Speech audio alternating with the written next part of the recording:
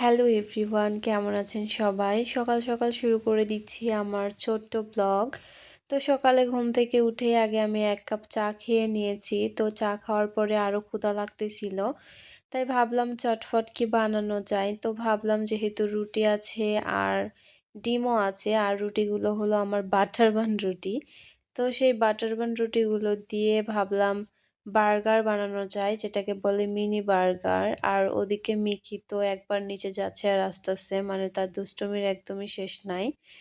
আর তারপরে আমি রুটিগুলো সামান্য করে একটু ছেঁকে নিচ্ছিলাম, মানে সেঁকে নিচ্ছিলাম, যার কারণে একটু খাইতে ভালো লাগবে। আর আমার কাছে একটা ডিমও ছিল, তো ডিমটা ভেজে নেই।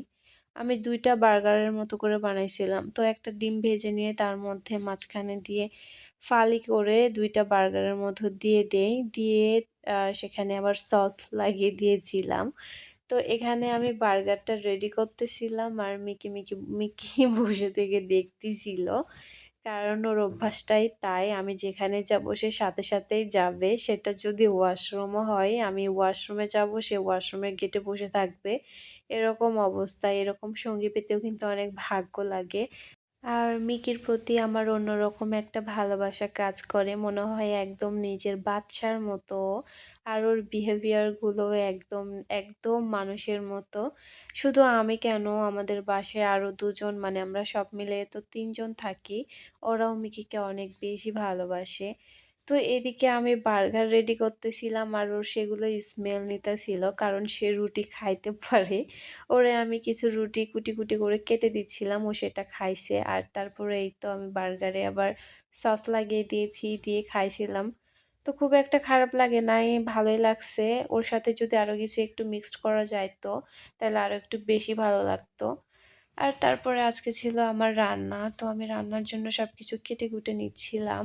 আর এদিকে তো ভাত হয়ে গেছে, আর ভাতের মধ্যে আমি কাঁচামরিচ দিয়ে দিছিলাম, কারণ ওই কাঁচামরিচ দিয়ে আমি মানে তরকারি রান্না করব। আর তারপর বিকালে একটু দোকানে গেছিলাম, বলতে বিকাশে টাকা উঠাইতে হতো এই জন্য। আর এই তো নিয়ে আসছিলাম আমদই, এটা খাইতেও মাসাল্লাহ ভালোই ছিল, মানে নতুন আজকে ট্রাই করেছি, অনেক মজা। আর তারপর সন্ধ্যাবেলা আমার ফ্রেন্ডরা আমাদের কিছু খাবার দিয়ে যায়, যেগুলো ছিল গরুর মাংস দিয়ে পোলাওয়ের মতো। খাবারটা মাশাল্লাহ অনেক মজা হয়েছিল।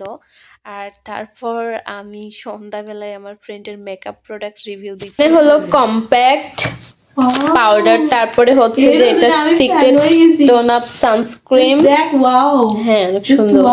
কনসিলার, এটা হচ্ছে যে ফেসের মেকআপ উঠানোর জন্য, এটা হলো যে কটন প্যাড। আর হচ্ছে এটা হলো যে মেকআপ ব্রাশ, ঠিক আছে। আর ওইদিকে আছে একটা টোনার। সব মিলাইয়া ৩,৫০০ টাকার প্রোডাক্ট ইউজ করে, মানে বুঝতে পারতেছেন কতটা বড় লোক। এই তো মিকি মুকু, যাই হোক দেখি ইয়ে আছে মামা। আমি তো আগের কনসিলার সে তো বেটার, হ্যাঁ সুন্দর আছে। মানে একটা কনসিলারের দাম হচ্ছে যে ৬০০ টাকা। বিয়ে করতে আইসেন ভাইবে চিন্তা ভাই, যাই বিয়ে করতে আসবেন। আর ও হ্যাঁ, নিচে থেকে আমি চকলেটও নিয়ে আসছিলাম, সেটা বলতে ভুলে গেছি। তো এই ছিল আমার আজকের ছোট্ট ব্লগ, আশা করি সবার ভালো লাগবে। আল্লাহ হাফেজ।